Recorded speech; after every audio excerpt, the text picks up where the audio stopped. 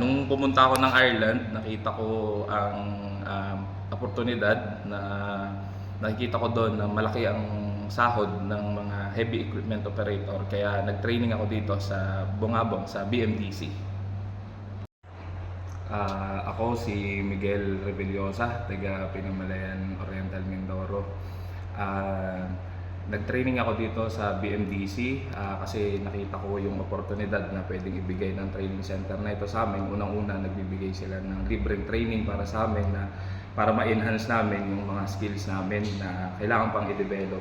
Nagpapasalamat ako dahil kahit malayo, pinuntahan ko na rin kasi alam kong sila yung makakatulong.